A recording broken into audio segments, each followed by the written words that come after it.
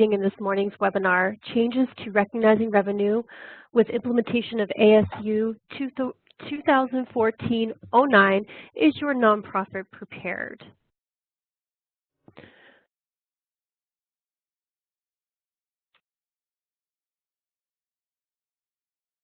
My name is Jennifer Disharoon, and I am the Marketing Director at Gelman, Rosenberg Freedman CPAs, and I'll be moderating the program today. I'd like to start with a few housekeeping items. So if you have any technical questions or issues during the webinar, please use the chat function, and you can speak with our webinar administrator for assistance. Technical assistance is also available from WebEx at the number shown here. Please note the webinar will be recorded and made available on our website following the event. Webinar participants seeking CPE credit for this presentation must complete and submit a short evaluation survey that will appear automatically immediately following this webinar. You are asked to recall 3 words shared during the presentation in order to receive the credit. If you have an active pop-up blocker, please take a moment now and disable it so it will not block the survey. Any technical questions about the survey may be addressed to Alina Stone. In addition to the webinar recording, the presentation slides will also be available for download from our website. As the title of today's webinar implies, today's learning objective is to provide attendees with a better understanding of the new revenue recognition standards for contracts with customers. 1 CPE credit is available to attendees of today's webinar. So let's go ahead and meet your instructors today. Nonprofit audit partner Terry McKnight is director of GRF's audit department. Since 1989, Terry has worked with local, national, and international nonprofit clients and serves as the firm's representative to the AICPA Government Audit Quality Center. She holds many present and past designations, including serving as a current board member of the Christopher Newport University Board of Visitors, appointed by Virginia Governor Terry McAuliffe, and board vice president of the Christopher Newport University Educational Foundation. Partner Amy Bolin has been working in audit and public accounting since 1994.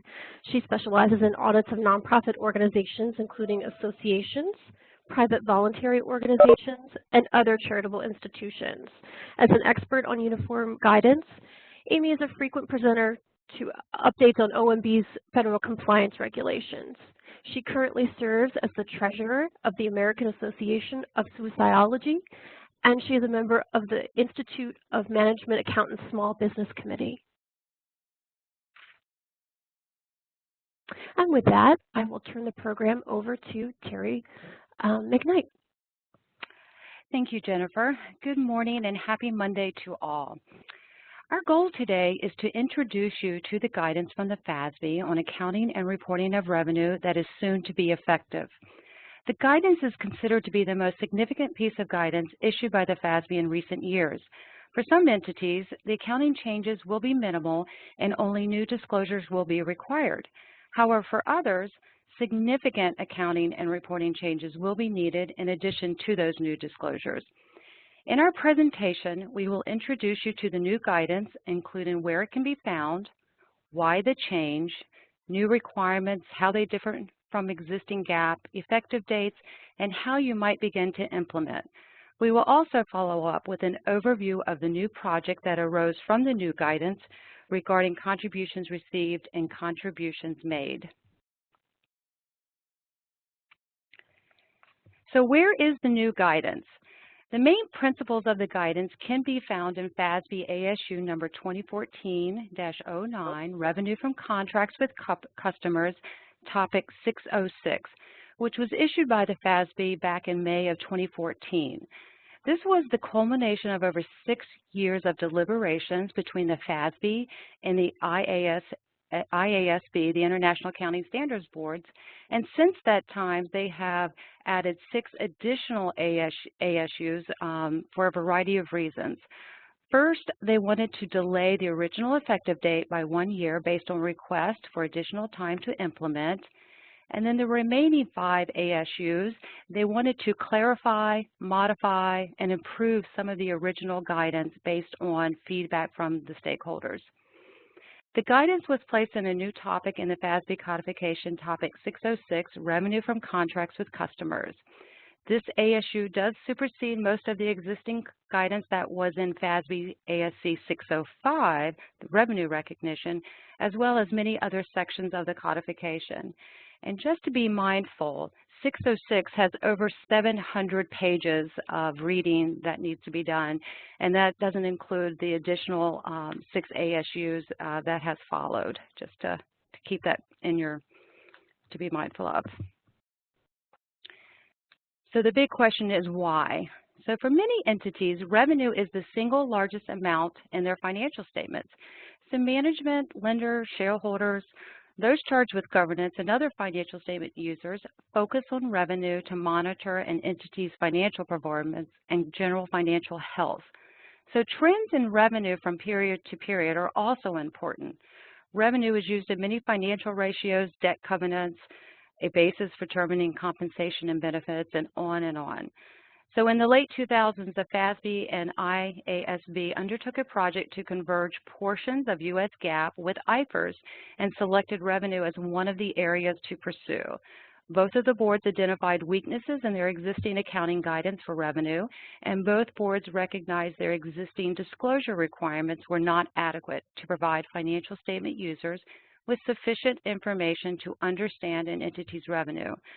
The objectives of the projects were to create a more robust framework for addressing revenue, simplify financial statement preparation, improve comparability across entities and industries, remove the weaknesses and inconsistencies, and improve the usefulness of financial statements through those enhanced disclosures. So effective dates. So for public entities, the effective date starts with the annual reporting periods beginning after December 15, 2017, including those interim reporting periods within that reporting period. So effectively, that means fiscal year or year ends December 31st, 18 is the first to adopt. But let's take a minute and just look at what the definition of a public entity is, because that may impact some of the nonprofits. So the definition of a public entity is defined in the codification as a public business entity first.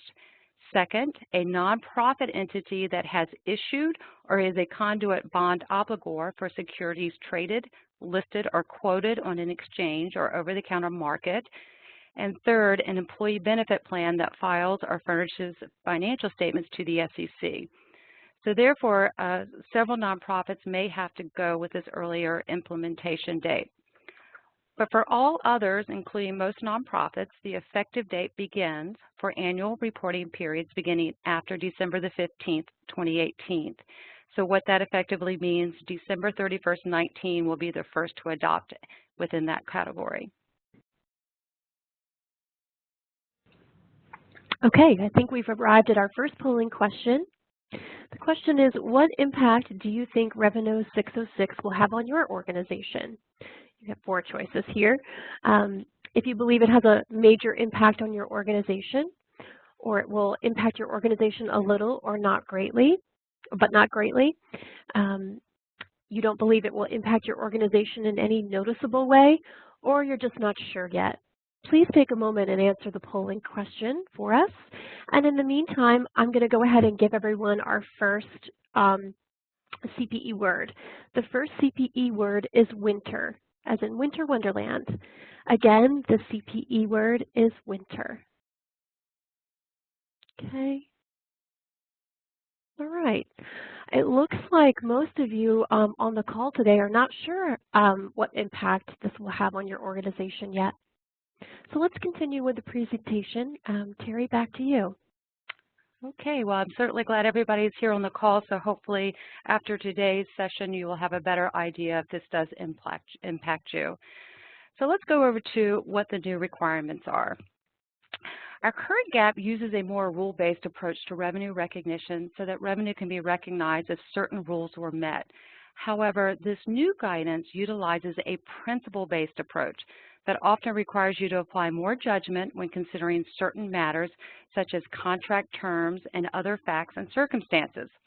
While Topic 606 attempts to address the accounting for various contract terms found across multiple industries, it does not address every fact pattern that may be present in specific industries, including the not-for-profits.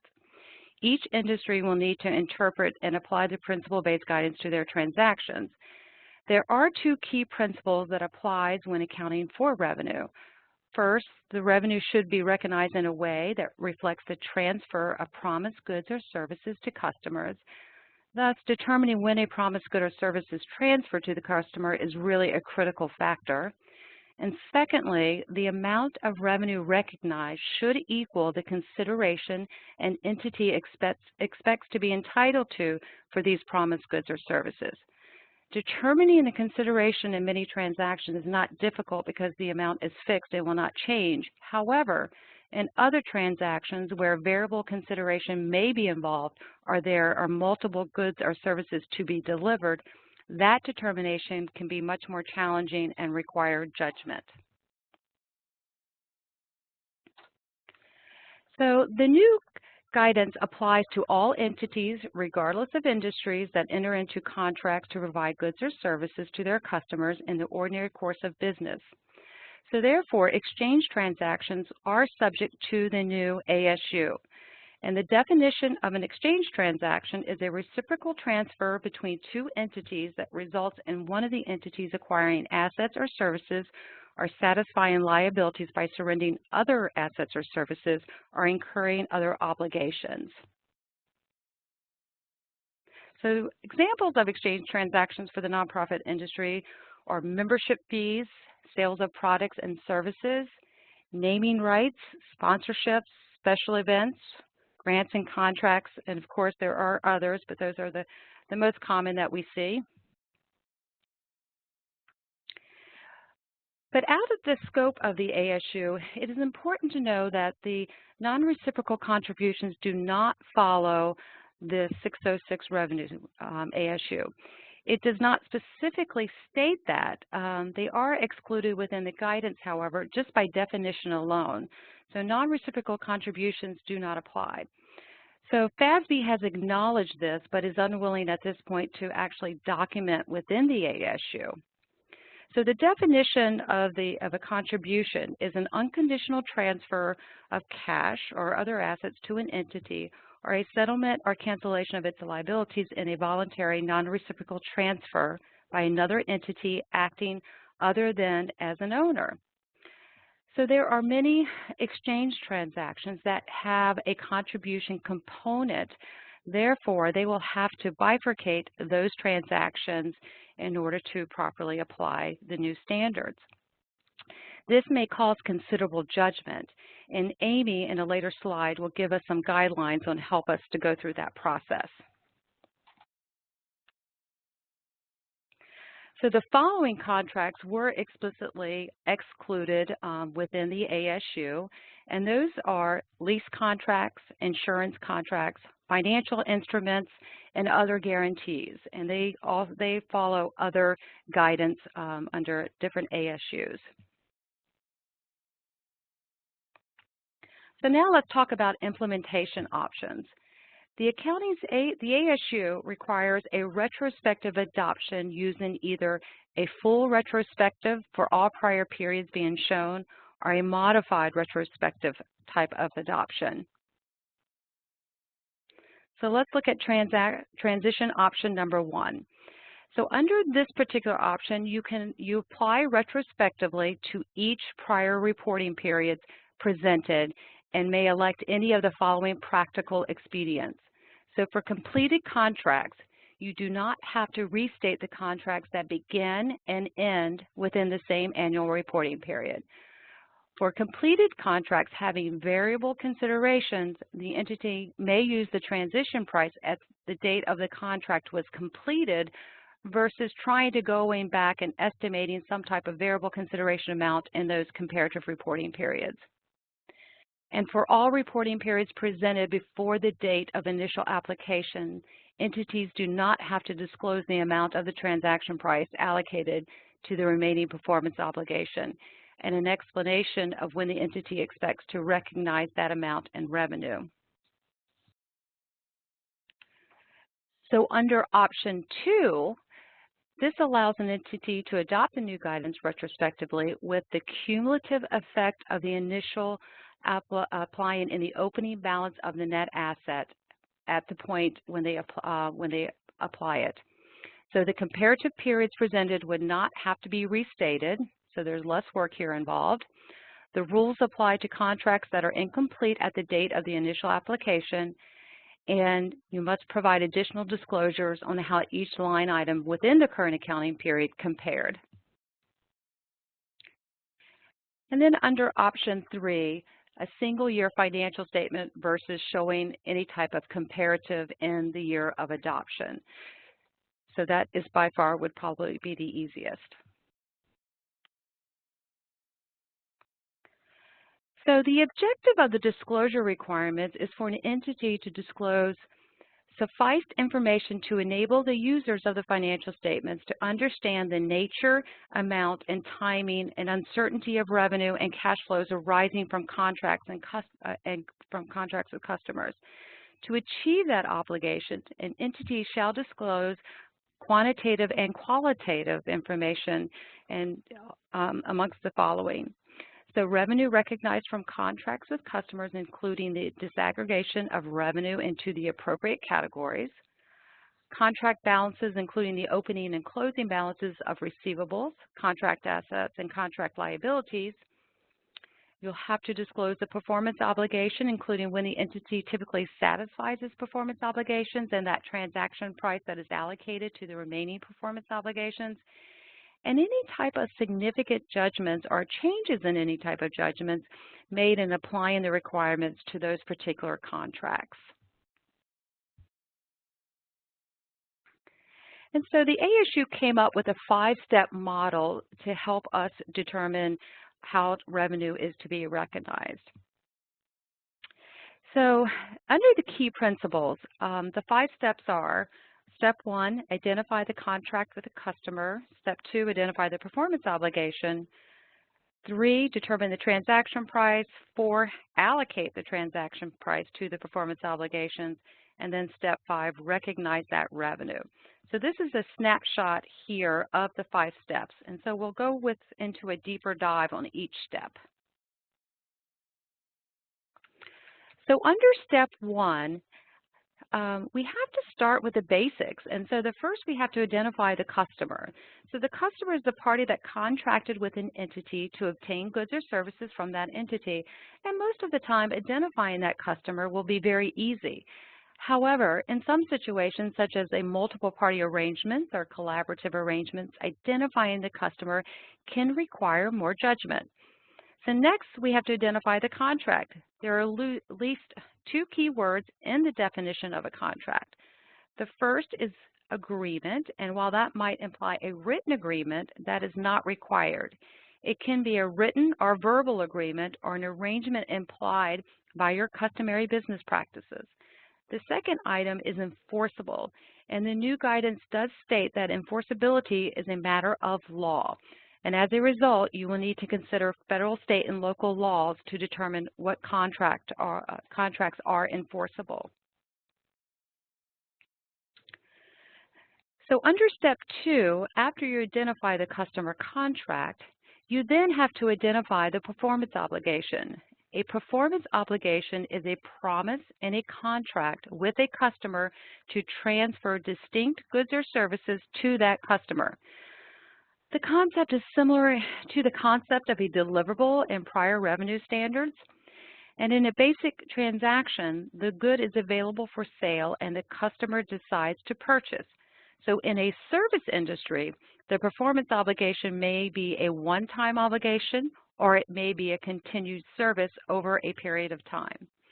A good or service is considered to be distinct if both of the following are true. And so first, think about if the customer can use, consume, or sell the item either alone or together with any other resources readily available to the customer.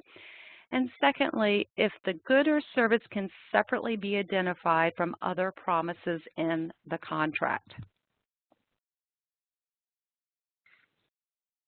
So for step 3, the transaction price is the amount that ultimately will be recognized as revenue. So the transaction price can be a fixed amount, or it can also include variable considerations such as discounts, rebates, incentives, and other items. The consideration may be stated in cash, or it could include some non-cash items such as shares of stocks. If variable or non-cash consideration is involved, there will be significant judgment needed to estimate that transaction price. So for variable consideration depends on the occurrence of a future event, such as performance bonus that depends on meeting deadlines. You are permitted to include your best estimate of the variable consideration to which you will be entitled in the transaction price.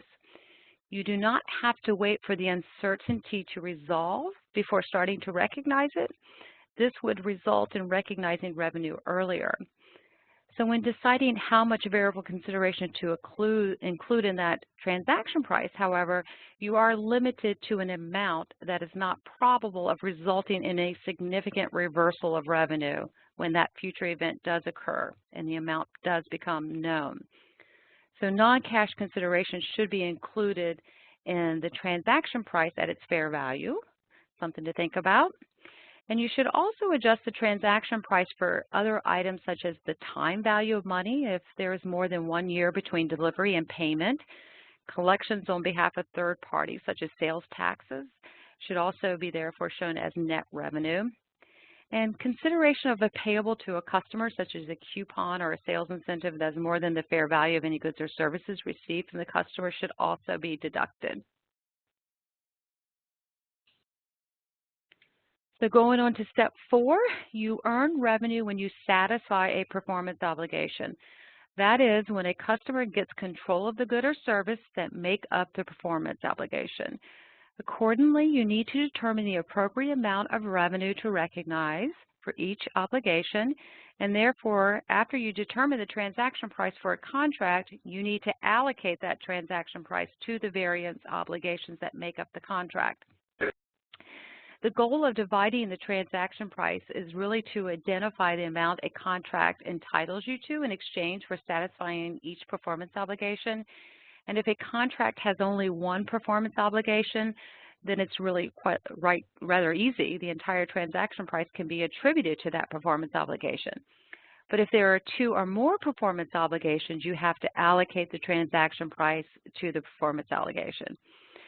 So to determine that standalone selling price, it is preferable to use observable prices or estimates using observable inputs such as market assessments, expected cost plus a margin, or residual approach. You also need to consider any type of discounts or variable considerations. Sometimes that might apply to a specific performance obligation, and other times it may need to be allocated. And lastly, under step 5, the amount of the transaction price allocated to a specific performance obligation is recognized as revenue when the performance obligation is satisfied. So a performance obligation is satisfied when the customer gets control of the related good or service. So control is the ability to direct the use of and obtain substantially all of the remaining benefits from that asset. And control can be transferred over time or at a point in time. So you will recognize revenue by measuring the progress towards satisfying those performance obligations. Okay, we've arrived at our second polling question. Will you have to bifurcate revenue streams in order to be in compliance with the new regulations? We're giving you 3 choices here. Yes, you will have to bifurcate revenue streams. No, you don't anticipate having to bifurcate revenue streams, or you're not sure yet. So please take a moment and answer the poll. And while we're waiting for your answers, I'll give you the second CPE word. The second CPE word is holiday. Again, the second CPE word is holiday. Okay, just waiting for the poll to end. Again, it looks like most of the folks on the webinar are not quite sure yet if they're going to need to bifurcate. So that's very interesting. This time I'll turn it back over to Amy. Hi, thank you, Terry, and thank you, Jennifer, and thanks to all of you who have joined us today on the webinar. I am going to start off by taking a closer look at membership and going through an example with you. And hopefully this will help you to determine if you will have to bifurcate or not. And first of all, I want to just point out this table.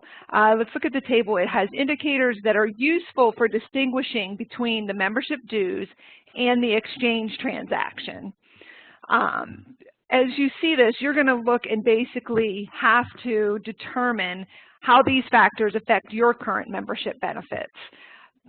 There's indicators that say, are the dues described as benefiting the general public, or are they provided benefit to members for those or related to those members? If the benefits are really going to the general public, then they are part of should be recognized as contributions. But if the benefit goes to members or those related to the members, then it's most likely an exchange transaction. You want to look at the extent of your benefits. If they are minimal to your membership, then the dues probably should just be treated as a contribution. But if your benefits are substantial, like publications, registrations to conferences, or other educational programs, and that they are available to be purchased by non-members for a fee, then it's probably an exchange transaction. Another thing to think about is the duration of those benefits. Normally, a contribution does not have a duration. But if it is for a set period of time and then you have to pay additional dues to extend, then you're back to an exchange transaction. Another indicator is that if it's refundable, then it's probably an exchange transaction. Contributions are normally not refundable. And then finally, similar to the first one, who is this membership available to? Is it available to the general public, or is there some restrictions on who can become a member? And if it is available to the general public, it's most likely a contribution. I'm sure there's other indicators as well, and you will have to look at your own membership base to figure that out. But this is just a table that the AICPA Financial Reporting Center had published to hopefully help guide the nonprofit entities in making the determination for their organizations. Now we're going to look at a specific example. And in this example, the member pays $1,200 for annual membership, which includes 2 journals that are distributed in May and December. It also gives the free admission to the annual expo, which is held in March. And you can see that this person became a member on June 1st, 2020, paid the membership dues in full, and that the calendar year for the profit is a December year-end, a calendar year, and it costs them $200 to produce each journal. And they charge $300 to non-members to attend their expo. There's also some additional other various member benefits provided to the members throughout the period for $240. And what we're going to do here is basically go through the 5-step process to identify the proper revenue recognition.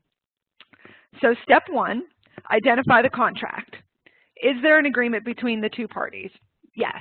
We have a reciprocal transaction for 2 journals, each at $200, totaling $400. We have admission to the expo, and then we have those other benefits, all in exchange for our cash payment. The remaining piece then is actually considered a contribution. So because there's no identifiable benefits that go along with that. So we do have bifurcation in this example. Step 2, we're going to identify the performance obligations. And going along similarly with identifying the pieces of the reciprocal transaction, the nonprofit has the obligation to provide 2 journals, one in May and one in December. They must provide free admission to the expo, and they must provide the other benefits identified. Step 3, determine the transaction price. So the transaction price is the fair value of the benefits, which in this case is the $940, which is basically the $400 from the 2 journals, the $300 from the free admission to the expo, and then the $240 in other benefits. And then that, as I mentioned, the remaining $260 would be considered a contribution. Step 4, allocation of the transaction price to the performance obligations. So as we've discussed, the fair value of each journal is $200. The registration fee is to attend the expo is $300, and then the other benefits at $240. In this example, it's obviously all laid out and easy to identify, but when it comes to your nonprofit and your membership benefits, it's going to take a little bit longer to sit down and really break apart that membership and identify these steps, the step 2, step 3. So I would suggest start looking at your benefits sooner rather than later, because it will take some deep looking into and meeting with people in the organization, people in the membership department, etc. And then the final step is recognizing the revenue as the performance obligations are satisfied. So we are going to actually look at the journal entries that would be posted as of the year end 12/31/2020. And first we're going to look on the right side under the new GAAP. You can see basically here in the initial entry, we record the $1,200 as of the cash payment. $260 of that would be contribution income. We have deferred dues of $240, journals of $400 for each journal, and then the expo at $300. And basically what you would recognize monthly is the $20 of those other benefits that is being spread across the membership period, so $20 a month there. As of the end of the year, there would be one journal that is published, so you would go ahead and recognize $200 for that journal. And then in total, under the new GAAP, you would recognize total contribution income of the $260 because that gets recognized up front. The total dues revenue of $140, which is the $20 at the 7 months. And then total journal revenue of $200 for a total of $600 being recognized as of 12/31/2020. And if you look at the left side, that is current GAAP. So normally we would have basically recorded that entire $1,200 upon receipt into deferred dues, and then we would have amortized that over the membership period for the year. So for the first 5 months from June to December, for 7 months from June to December, we would have recognized $700 in dues revenue as of 12/31/20. So there is a difference in total revenue recognized in our example here from the new method to the current method. And then we're going to go ahead and look at what would happen in the next year since it is split. And again, if we go on to the new GAAP side, we're in the same place as recognizing that $20 per month. And this time it'll go from January to May. Then we have our deferred revenue expo because that has now taken place in March. So we can recognize that revenue accordingly. We've met that performance obligation. And then the final journal that gets published, we can recognize that final $200. So in this scenario, we recognize $100 of dues revenue, the $200 from the journal, and then the $300 from the expo, for a total of $600. Now if we look at our current method, we go back and we're back to the $100 a month recognition. And in this case, we have 5 months left. So we have total dues revenue of $500. Again, there is a variance between the two methods on what is getting recognized per year. To clarify, under 606, you basically go through that 5-step process and recognize accordingly. Under 606, you recognize that entire contribution piece up front. I think that's important to point out because that could make your revenue, if there is a cutoff issue, be different from year to year than what you're currently recognizing. Now we are going to go back to Jennifer with our next polling question. Thanks, Amy. For our final polling question today, have you started identifying potential revenue streams that will be impacted? We've got 3 choices here. Yes, you have started. No, you have not started. And some of you may not be sure if you started or not. So go ahead and make your choices, participate in our poll today, and while folks are recording their answers, I'll give the third and final CPE word, which is season.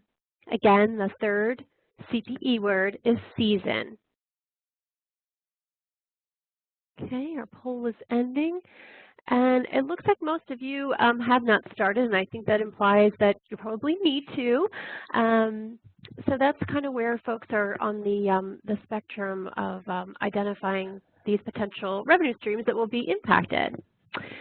And with the end of our poll, we'll go back to Amy. Thank you, Jennifer. And I guess it's not unexpected that a lot of you have not started this process yet. And I think that's why we wanted to do this seminar here today, to start getting everybody to thinking about it, because I do think it's going to have to be a process that is started now sooner rather than later. So we've come up with an implementation plan for you for topic 606. And first and foremost, you should read the standard. I know Terry mentioned how long it was. So hopefully you all can get through that. I know there's a lot of seminars and a lot of guidance as well to help you understand the verbiage and the standard. You're going to want to assign a member to become an expert. One person will be that expert for you, but you will probably need the help of many other departments in the organization. As I mentioned, you're going to have to meet with the membership department to identify the benefits and the values charged to non-members, etc. Under contracts, you're going to meet with your development or your program people to make sure you understand the wording and the performance obligations in those contracts. And then you're going to want to look at your chart of accounts and basically compile a list of all your revenue streams and determine which revenue streams are going to be impacted. And then obviously if they are impacted, you're going to want to develop a position page for basically on each revenue stream and identify what the steps are in your 5-step process and how you're going to be treating those revenue streams. Another piece that I think is going to be crucial is actually discussing these conclusions with some of your peer groups, making sure that everyone is looking at items in a similar nature. Another step to do is then deciding if that change is material or not. You have to do that analysis to figure that out. And if no, then document it annually and discuss it with your auditor. If yes, you're going to analyze the impact of that on your organization. And again, contract terms could change from year to year, or membership benefits you may realign. So it is not something that you can do once and be done with. It is something you're going to have to look at each year and determine how material that effect is to your organization. You're also going to want to communicate all these changes. The entire organization, executive director, the board, the audit committee, as I mentioned, the other people in the organization, everyone is going to need to be aware. It's not only going to be just an accounting issue. And again, the people who are negotiating those contracts are going to want to be aware of what kind of terminology, et cetera, has to be included or not included in those contracts and how you want these to play out and how the recognition process is going to work. And then you determine that transition plan. How and when? How is it going to be implemented? When can we implement it? Develop a plan for staff training. Again, as I've mentioned, this not only affects the accounting department, it's going to affect your development, your membership. It's going to affect many others in the organization in coming together to be able to be in compliance with this. And then finally, update your policies and procedures. Your accounting manuals are going to have to be updated to show the new revenue recognition standards. And as a part of our audit process, we are going to be asking for those updated policies and procedures so we can test accordingly to the plan that you've developed and make sure that you're in compliance with the decisions that you've made on how to test or how to recognize revenue under 606. I'm now going to move on to the FASB exposure draft. This is basically a guidance for contributions received and contributions made. This was proposed to update and clarify the guidance on identifying whether a transfer of assets is an exchange transaction or a contribution. Once Topic 606 came out, it placed an increased focus in this area, and it became very clear that many people were having difficulty characterizing grants and contracts. So they issued this guidance to address these two issues. Issue one is the characterization of the grants and contracts. Is it a reciprocal transaction and therefore an exchange and then would be under Topic 606? Or is it a non-reciprocal transaction and therefore a contribution and basically fall under Topic 958 and go down the contribution route as for recognition? And then the second issue is distinguishing between conditional and unconditional contributions. And here are some of the key provisions in helping identify and clarify these two issues. There are differentiators between a contribution and an exchange. An exchange transaction will have an exchange of commensurate value. It'll also be a reciprocal benefit that'll flow between the parties. And then on a contribution, the benefit actually flows to the public. So ultimately, if the result is serving the general public, such that the general public is receiving the primary benefit, then it's considered a contribution because there's really no reciprocal benefit to be identified. One thing to note here is the resource provider does not matter. It can be a government agency, a private foundation, or even a corporation. And one thing here to note as well is federal grants could be either an exchange transaction or a contribution. Certain federal grants, there is a reciprocal benefit. So the federal government may receive something in return. Maybe it's educational training for their employees or some other item of commensurate value.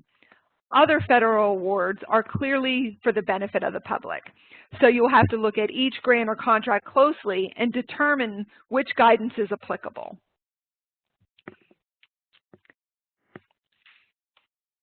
So then basically, once you determine if it is in fact a contribution, if it's an exchange transaction, you go back to Topic 606 and go through the 5-step model. If it's an exchange transaction, you then have to determine if it's conditional or unconditional. If you determine an exchange transaction is unconditional, then you go back to the current definition of a donor-imposed restriction and determine if you have any restrictions or not. So you're back to your basic purpose and time restrictions that we've been dealing with already. Unconditional contributions are recognized immediately and classified as either net assets with restrictions or net assets without restrictions using the new terminology. Now, what makes a contribution conditional? Basically, there are two components. A donor-imposed condition must have a barrier and a right of return or a right of release. This is basically determined by the agreement. It doesn't have to specifically say there's a right of return or a right of release from obligation, but the agreement should be sufficiently clear to support that conclusion about whether that recipient is entitled to the transfer asset. Now, how do you determine what a barrier is? So indicators to determine a barrier. There is the inclusion of a measurable barrier. There's a specified level, if there's a specified level of service. For example, they say you must provide 200 meals per week to a homeless shelter. Or there's a specific outcome identified. There must be a reduction of dropouts in this educational setting that is a part of this award. Or a matching component. I think that's probably one that we have known in the past and always considered conditional. But if there is a matching component, then that is a measurable barrier. Or if there's an outside event that's occurring. In addition, if there's stipulations related to the purpose of the agreement, like a specific event or activity, that would make it a barrier in the agreement. This generally excludes administrative tasks or trivial stipulations that are unrelated to the purpose of the agreement. So for example, if there is an annual report that has to be provided to receive subsequent annual payments on a multi-year award, that would not be considered a barrier. The annual report is deemed unrelated to the underlying purpose. Limited discretion. This also can indicate a barrier. If the nonprofit has limited discretion on how the transferred assets are spent, and definitely an area that could be difficult to discern, but they've encouraged the use of judgment in assessing this. They say if something is given for broad support, say next year's operating budget, and that's the only requirement, that wouldn't be really limited discretion and it would be considered unconditional. And then additional actions required. This would be a new or existing activity that the nonprofit normally would not have undertaken, and this is usually coupled with measurable barriers. So this may not exist in many arrangements, and as I said, it will be, it wouldn't exist without other indicators being present. So just to clarify, some contributions may have a right of return, but not barriers, and they may even have restrictions. Those would be donor restricted, but unconditional if they did not contain any barriers, because you have to have both to be conditional. And if you have a transfer of assets that is determined to be a conditional contribution, it should be accounted for as a refundable advance until the conditions have been substantially met or explicitly waived by the donor. There are several examples in the guidance that I suggest you take a look at. I think a lot of them will apply to your organization, but one example I wanted to quickly go through is on the federal award. They basically went through and decided this federal award was a contribution, not an exchange transaction in this case. And they determined that the federal award is conditional because of various barriers, including the specific requirements on spending in accordance with OMB compliance requirements, adherence to cost principles, etc. The audit requirement alone is not a barrier since it's not related to the purpose of the agreement. The federal award also has a right of return because any assets that would be used for unallowable items would have to be reimbursed, and there's a release of obligation for unused assets or unspent funds. So before, many may have treated federal grants as an exchange transaction, regardless of the substance. Now, even though people may have not have thought of government funding as contributions, it's actually going to go down the contribution route. And this is just a decision chart, and I'm not going to go through it in detail, but it is very a good chart to look at to go through to determine this process and whether or not you first have the exchange transaction or going into topic 606, or whether you have the condition or it's unconditional. This chart comes up in various seminars and various research when you are looking through this exposure draft. So I think it is something that would be very useful to have on hand. The proposed transition approach and effective date. So this does apply to all agreements. It entered into after the effective date and those that are existing at the effective date. But it only applies to the portion of the agreement not previously recognized. So there is no prior period adjustment that would need to be restated and no cumulative effect of adjustments for opening balances. Retrospective application is permitted if you would like, and the effective date of this is basically the same as Revenue 606. The timeline on the exposure draft is the comment letters were just due in November, and they're supposed to be redeliberating and looking at all the comments that came in from this and in order to issue the final ASU, and that is hoped to be issued by early 2018. And then finally, we want to go through a plan and implementation of the grants and contracts, again, similar to the 606 plan. And first of all, you're going to want to read the FASB project update. And hopefully in 2018, we'll have the formal ASU issued. And if there's any changes to that, they will let us know if there's anything that was in the exposure draft that they have now changed due to the comments. But you'll want to become familiar with that as well as the 606 documentation.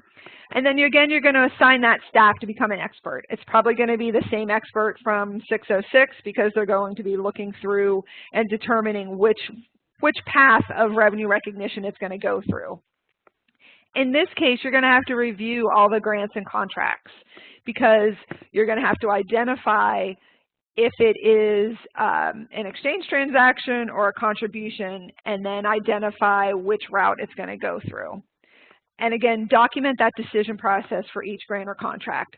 Hopefully that you'll have similar ones in nature, so you'll be able to follow what you've decided on some of the other grants or contracts. But there will need to be review of each item because there could be some items in it that would make it different from the others. But hopefully, once you get into reviewing through and coming up with your process in your decision tree, that'll make it easier in reviewing future grants and contracts. And then again, training the staff for changes. Here's where I think it's also important in bringing in those development people or whoever the program people are who are negotiating these grants and contracts, because you will definitely want to know what wording and what terminology you may or may not want in these grants and contracts to determine how the revenue you thought was going to be recognized or you would like to be recognized. So you'll definitely have to look at that and make sure that there is some negotiating going on to get the outcome that you desired. And then again, updating the policies and procedures for any changes to revenue recognition. Again, this is looking at your accounting manuals, making sure that they're up to date with the new GAAP requirements, and again, something that we will ask for when we come in for the audit process to make sure that everything is up to date and up to speed.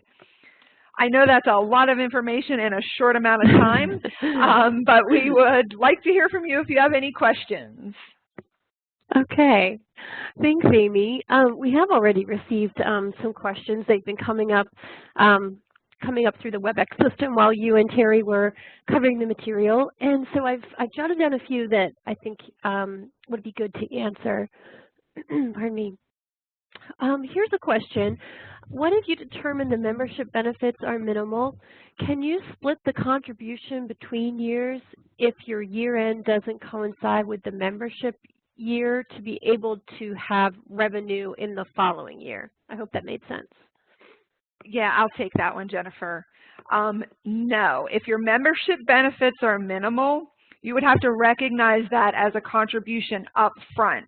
So your membership year and your year-end for the organization, if they're different, that may have a big effect on your organization, but you will end up recognizing that up front, and then in that following year, you won't have any revenue to recognize relating to that membership fee. Okay. I have another one here, and I think this one is really important. One of our participants asked, what is the difference between a condition and a restriction? I'll take that one, Jennifer, as well. That is a very good question. I don't think it's exactly clear as you would hope, but that's what this FASB exposure draft was prepared to help distinguish between these two. To meet the definition of a condition, it must contain a barrier that it has to be overcome, and it has to have that right of return or right of release. And in the old terminology, they used to talk about future and uncertain events. This has been replaced with this barrier concept, and hopefully to reduce the diversity of how people were recognizing items. The donor-imposed restriction is still based on the current definition. So that includes how broad or narrow the purpose of the agreement is and when it can be used, or if it can be used after a specified date. So that goes back to your time and purpose restrictions, which are different than the barriers and the right of return. Okay. Another question. If you go through the calculation of the new revenue standard and the change is not material, do you have to adopt? Jennifer and Amy, I can take this one. This is a new accounting standard, so everyone needs to adopt the standard and at the applicable adoption date.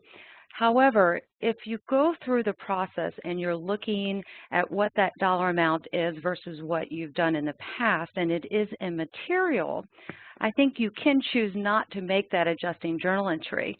However, you will have to look at this each year to determine materiality. So if this is an ongoing contract or ongoing exchange transaction, you will have to look at that.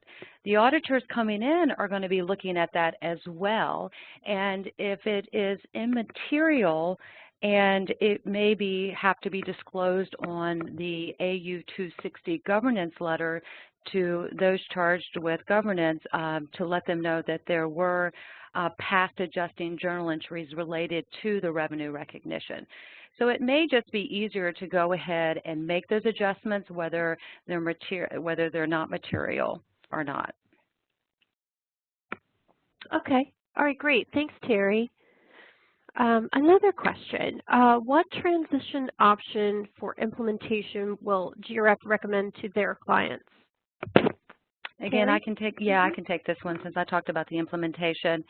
I think it's going to really depend on each individual client that we have and what the needs are from their financial statement users. So with that being said, I think the easiest is probably the standalone statement, which was option number 3. And then the second easiest option will be option number 2, where the cumulative effect is recognized in the opening balance of the net asset at the date of the initial application. However, it's going to be really dependent on, what management and the governance is looking for and, how they want their financial statements to be presented in the year of adoption. Okay, great. Another question, do you need to bifurcate different transactions when dealing with grant contract revenues, just like those with membership revenue? I'll go ahead and take this one, Jennifer, as well. Yes. We've looked at the bifurcation with the membership. You're going to have to do something similar to that when you look through grants and contracts and determine if there is a piece of that grant or contract that's an exchange transaction or a piece that's a contribution. Hopefully, it'll just be determining one or the other on the total award, but I think you could run into some scenarios where you would have to bifurcate one agreement and go through the routes of revenue recognition accordingly. Okay, great. It looks like we're running a little bit short on time, so maybe one more of the ones that have come in, let's see here, toward the end. Let's see here. Pardon me for just a second while I look.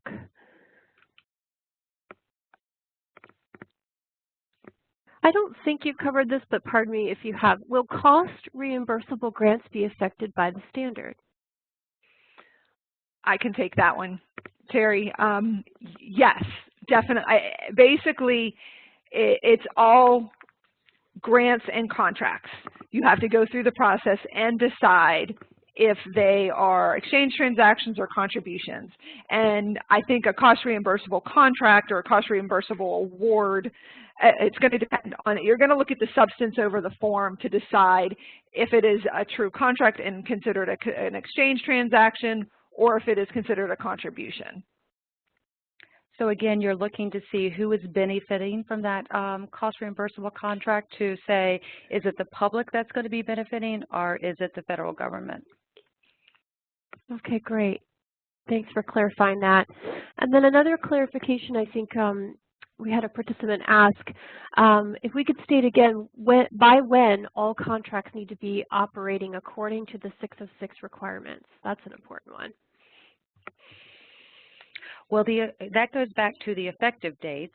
Mm-hmm. So again, for most nonprofits, the effective date to implement this will be for starting with December 31st, 2019 year ends, and then thereafter. But there are a couple of those nonprofits that does fall under the public entity definition, and those nonprofits, are those that have issued or is a conduit bond obligor for securities traded, listed, or quoted on an exchange or over-the-counter market.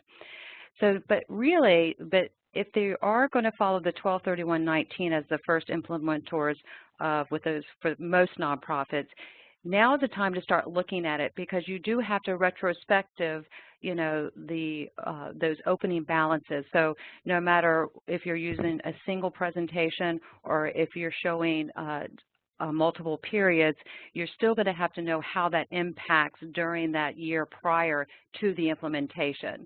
So again, now is the time to start looking at that and start going through and reading the standard and understanding, you know, what it is that your organization needs to do. So come January 1 of 2018, for most nonprofits, they can start looking at it and be prepared to do that retrospective look back.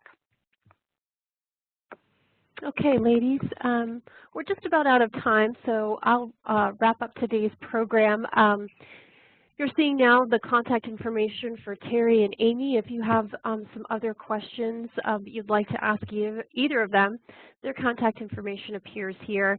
And again, the slide deck will be on our website. So I want to wrap up by thanking everybody for attending today, and of course all of us here at GRF want to wish you a safe and happy holiday season. Before you go, we want to encourage you to join us again in 2018 for our monthly webinar series. We have a pending webinar scheduled to go over the implications of the tax reform bill, or the law that will be signed in December if everything goes according to plan. And we'll also have our first seminar of the 2018 Baltimore series that we've been doing. And that one's going to be on IT risk, so you won't want to miss that one. It's on January 25th. It's a morning program, and we have 2 CPEs, I believe, available for that one. You can either attend in person at the Center Club or join us via WebEx again. Before we wrap up finally, please remember to complete the survey that follows the webinar today so that you can earn 1 CPE credit for attending. And again, thank you for attending, and have a wonderful holiday season.